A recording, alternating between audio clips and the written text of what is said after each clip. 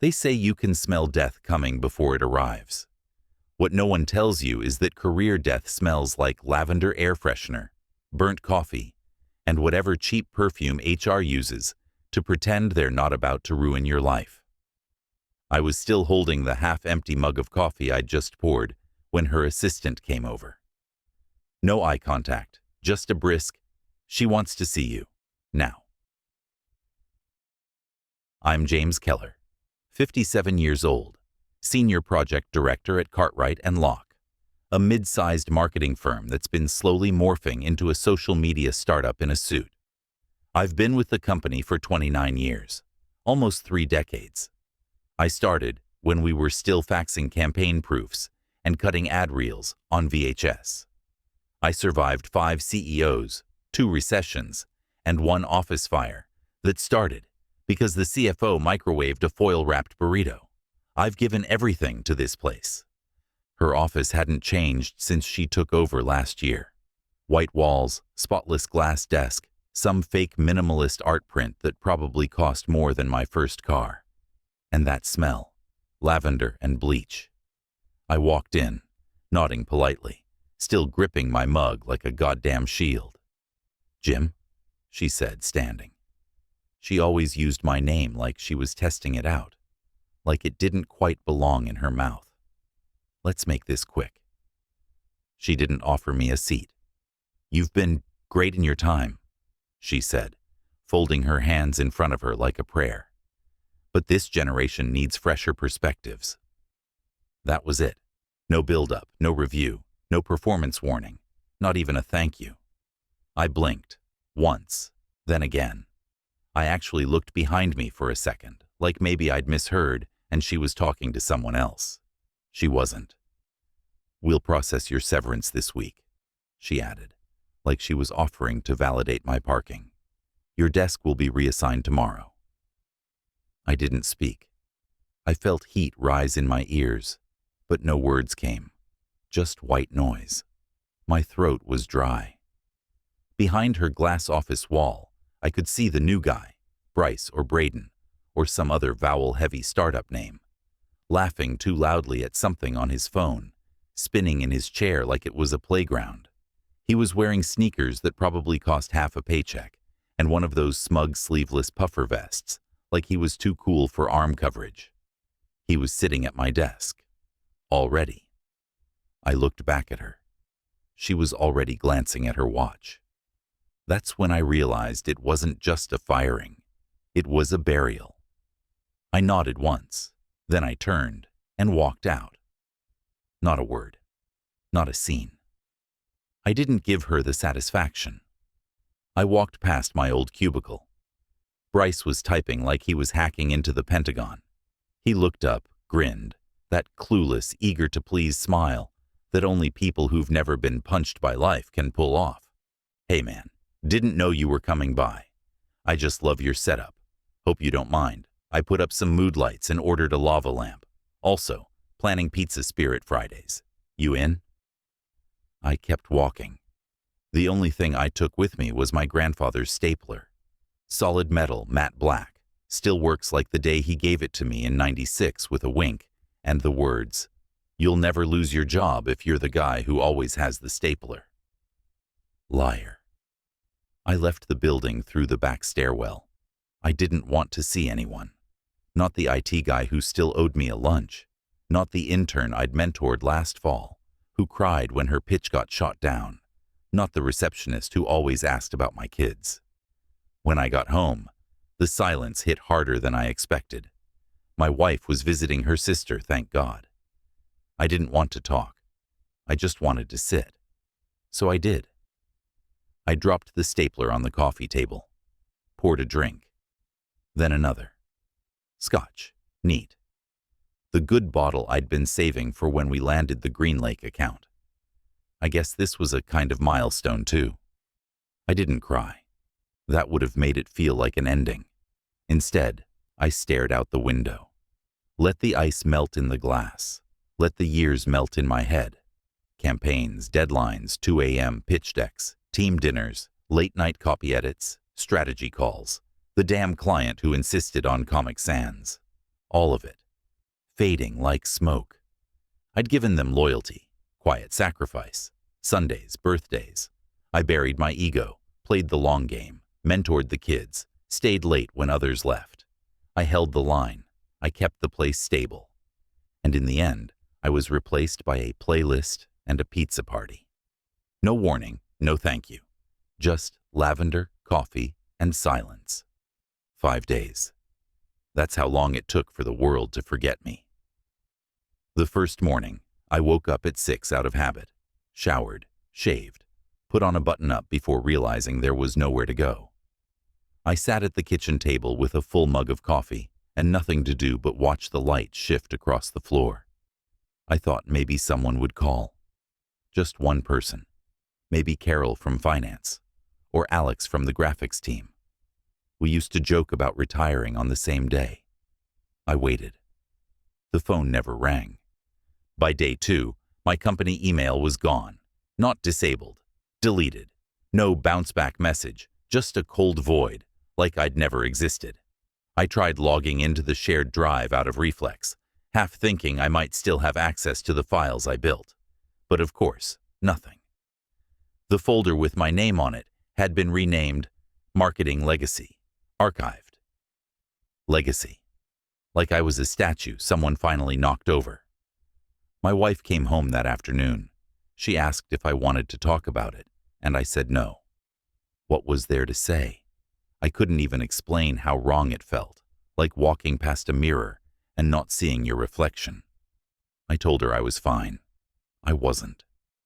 The third day, I pulled out my old thumb drives, dug through folders like a man clawing at a grave, campaign decks from 2012, a pitch I gave to get the Fenmore account. I'd killed myself on that one, rewritten the messaging 3 times, finally landed it with a single line. We don't sell savings, we sell peace of mind. That line had made it into their national rollout. I watched the presentation again, mouthing the words like a ghost, haunting his own eulogy. That night, I couldn't sleep. I got out of bed at 2 a.m. and sat at my computer in the dark, scrolling LinkedIn. There he was, Braden R. No last name on the display, of course, just the curated identity of a modern workplace darling. Creative director at Cartwright and Locke. Passionate about storytelling, brand culture, and office vibes. Director. Already. I blinked, rubbed my eyes, checked again. I'd been a senior project director for 6 years before they so much as gave me a new business card. This guy ordered 3 pizzas and set up a ring light, and they gave him my job. And a raise. And then I saw her post. The woman who fired me. The same woman who couldn't even give me a chair, while she ended my career. Proud to welcome a new era of leadership at CNL. Thrilled to see our culture evolve with vibrant minds like Braden R., who's already reshaping what work looks like in 2025 and beyond. Out with burnout, in with balance and brilliance. Balance and brilliance. There was no mention of me. Not a single word. 29 years, and she erased me with one post and a pizza emoji. I stared at that screen for a long time. Something flickered in my chest. Not anger. Not yet. Just a slow, dense heat. The next night, I drove out to the office. I told myself it was just to get closure. But I parked across the street in the tiny cafe where I used to grab bad espresso during deadline weeks and stared up through the windows. The lights were still on. They were in there, a cluster of them, laughing around the big meeting table I'd practically lived at during launch season. I watched Braden do some kind of dance move while everyone clapped. The TV screens behind them flashed slides I'd made. Same color palette, same layout. My fingerprints were still on everything, and yet I was nowhere. I watched for an hour. I don't know why. Something in me wanted them to look up and notice. Just glance at the window. Just see me. They didn't. I was a ghost. By day 5, I stopped waiting for anyone to remember. I started writing things down. Notes, names, timelines. I listed projects I'd built, campaigns where I'd stayed past midnight, strategy decks I knew they still used. I started pulling up the company's old quarterly reports, cross-referencing client wins with the dates I led those teams. I wasn't collecting memories anymore. I was building a record. Something had shifted. If they wanted to erase me, fine. But they were going to learn that ghosts don't fade quietly. I knew their system. I knew the rot they hid under all that modern gloss. HR complaints that never made it upstairs. Client budgets reallocated, without explanation. I'd been loyal. I'd kept quiet. That was my mistake. They'd taken everything from me. But they forgot one thing. I was still watching. Revenge, I've learned, isn't a sprint. It's a quiet walk through familiar halls, while no one bothers to look up. By day 6, I stopped mourning. Grief had done its damage. Now there was only calculation. My mind shifted gears, like it had done 1,000 times before under tighter deadlines and higher stakes. Except this time, the pitch wasn't for a client. It was for me. I started with what I knew. The company's back end was still a tangled mess of old servers and patched-over processes. I should know. I helped build most of them. When Cartwright and Locke went through that digital overhaul in 2014, I was the one who mapped the entire migration plan and quietly cleaned up the mess after the CTO dropped the ball. They kept everything in the cloud now, but the bones of the old system were still there. I still had access to one of the legacy portals. Nobody ever bothered to remove my credentials. I logged in with my old username, J.Keller Sr., and there it was. Files, timelines, internal memos. All right where I left them. I started collecting. Not to sabotage. Not yet. Just to remember. Then I reached out to Alex Monroe, my old copy lead. She was one of the first to be quietly laid off under the culture refresh. No goodbye, just a locked-out email and a canned HR statement about restructuring. We met for coffee. She brought her laptop and a flash drive labeled Receipts. I wasn't going to do anything with it, she said, but if you're serious. I nodded. Inside were files, real ones, expense reports padded with personal dinners, notes from client meetings that had mysteriously disappeared, human resources documentation of complaints that were never escalated. Next, I contacted Diego from IT. He'd moved to a software firm after they fired him for incompatibility with future vision. Translation: too old, too experienced, and too aware of what was going on. He was hesitant at first, but when I told him what I was doing, he just said, "Took you long enough," and handed over access logs from the last 6 months. Turns out the company's new culture was just noise.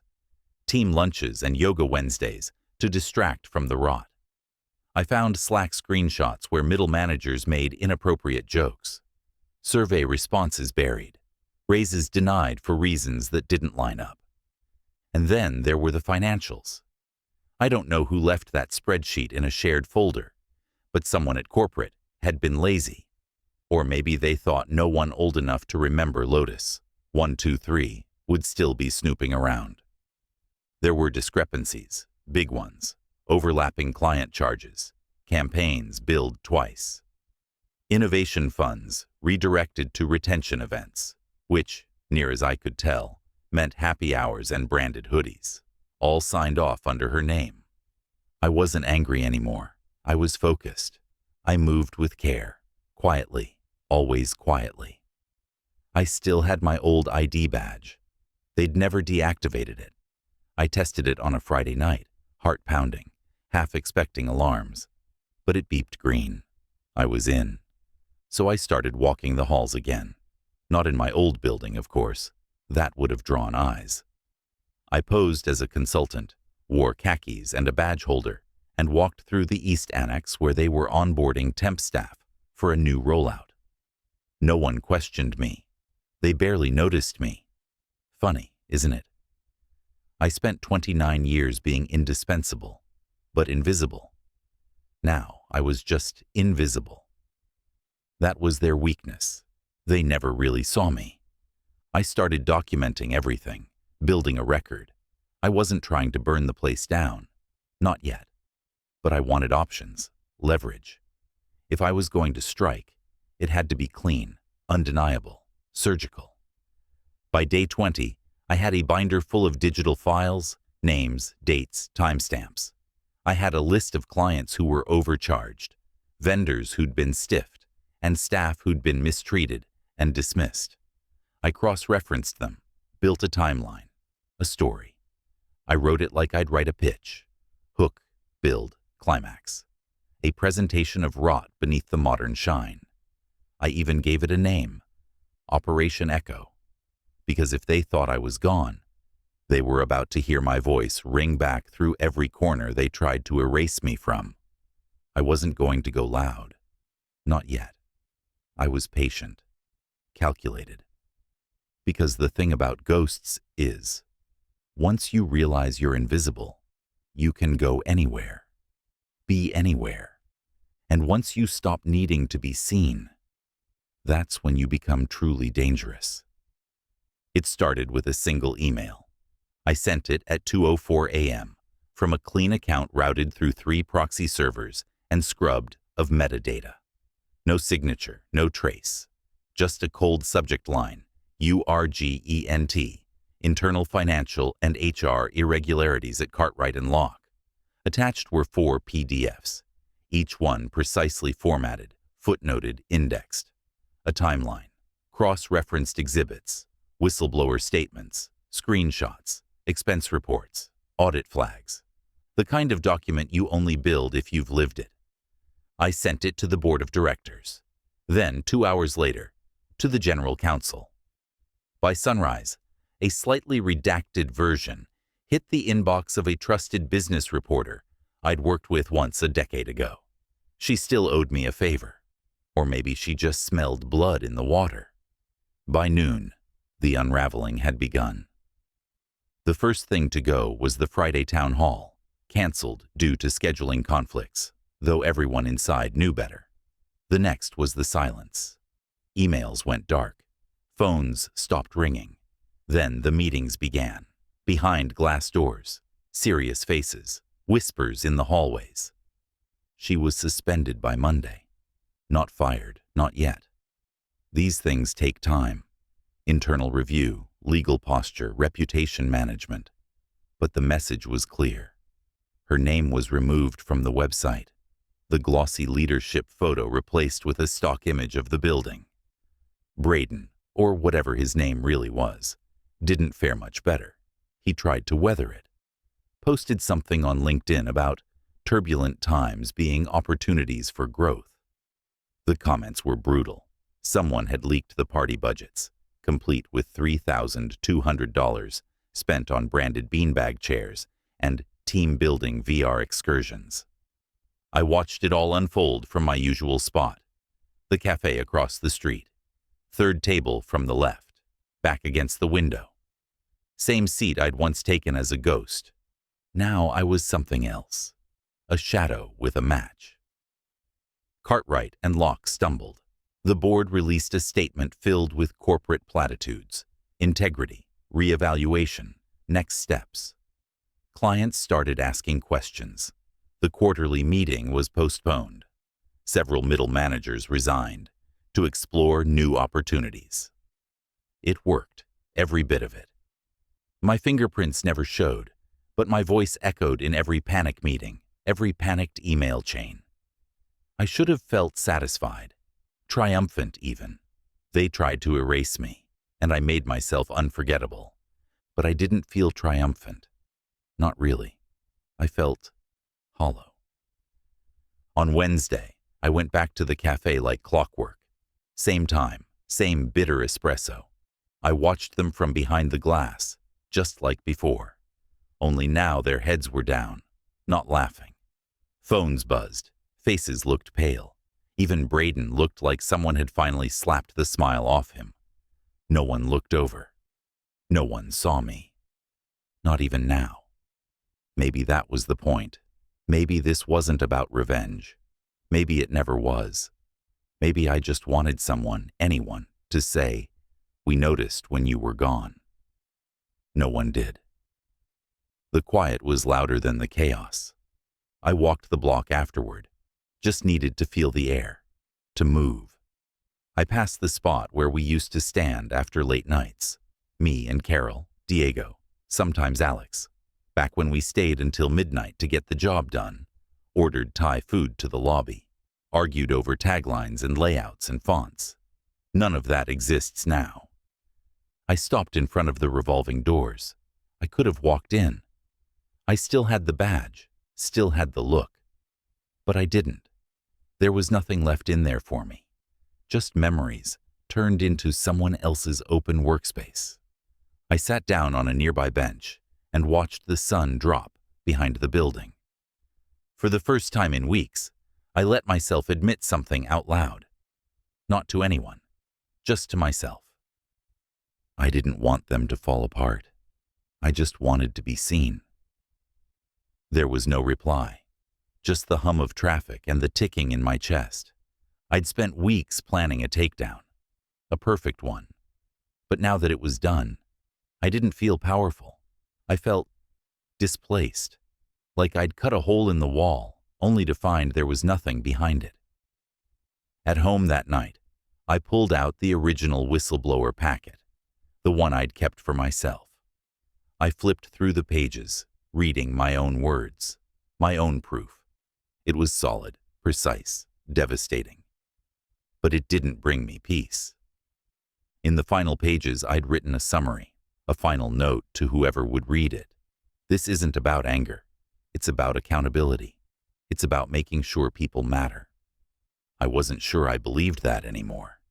Because in the end, all I really wanted was something no spreadsheet or report could deliver.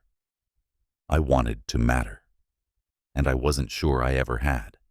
I didn't wear a suit, just jeans, a worn gray jacket, and the same pair of boots I used to keep under my desk for rainy days and long nights. They still creaked the same way when I walked. Still reminded me who I used to be. I went in on a Sunday. The building was quiet, half-lit, buzzing faintly like it always did when no one was around to notice it humming. No receptionist, no badge scans. Just a quiet nod from the security guard I'd known for 20 years. He didn't say anything, just tipped his head and looked away. The elevator was slower than I remembered, or maybe I was slower. Either way, I watched the numbers tick up with a calm I hadn't felt in weeks. I wasn't here for revenge. That part was done. This wasn't a victory lap. It was something simpler, something older. Closure. When the doors opened, I stepped out onto the 7th floor. Marketing and client operations. It looked the same, mostly. A little cleaner, a little emptier. They'd taken down the corkboard with all the team photos, replaced it with some glass whiteboard covered in dry erase hashtags. Number sign, sync up. Number sign, win the week. Number sign, culture club. My desk was still there. Technically, it was Braden's now, or maybe someone else's. After everything that happened, the place had been in rotation. But I knew the wood grain. I knew the tiny chip in the corner from when I dropped a monitor on it back in 2011. No lava lamp today, no neon sign, just a clean desk. Perfect. I reached into my coat pocket and pulled it out. My grandfather's stapler, matte black, solid steel. The thing probably weighed more than Braden's laptop. I'd carried it with me through every job, every pitch, every late night, where a final packet had to be stapled just right. It had never jammed. Not once. I set it gently in the middle of the desk. Then I took out the folded piece of paper I'd written that morning, smoothed it out, and laid it next to the stapler. 29 years. Not a day wasted, even if you tried to erase it. I didn't sign it. Didn't need to. Anyone who knew, really knew, would recognize the weight of it.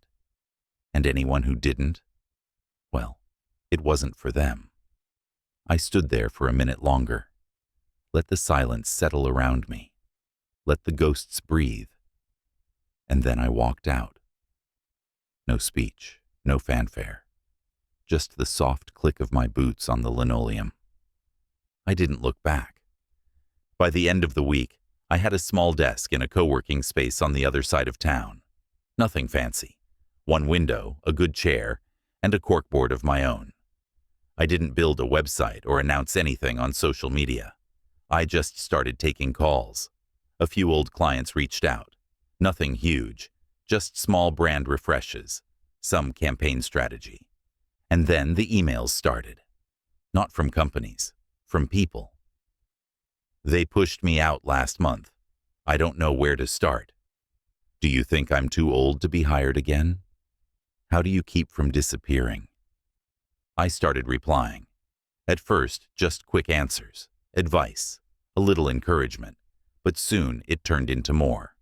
One-on-one calls, portfolio reviews, quiet mentorship for people who, like me, had given everything to jobs that forgot them the moment they left. We didn't form a movement. We didn't need to. We just helped each other stand back up. The story about Cartwright and Locke faded from the news after a month. A few resignations, a quiet restructuring, some PR fluff about new commitments to ethical leadership. Same game, new players. I didn't care. I never wanted to burn the place down. I just wanted the truth to land where it belonged. Let them rebuild. Let them spin it however they like. I was building something too. It wasn't big, wasn't loud, but it was mine. The funny thing is, I don't think I ever wanted revenge. Not really. I just didn't want to be forgotten. I wanted to know that all those years mattered, that I mattered. And now, when I sit across from someone who's been told they're obsolete, when I see that flicker of hope come back into their eyes, I know. This matters. For the first time in a long while, I'm not waiting to be seen. I'm not trying to prove I belong. I'm just doing the work on my terms, and that's enough.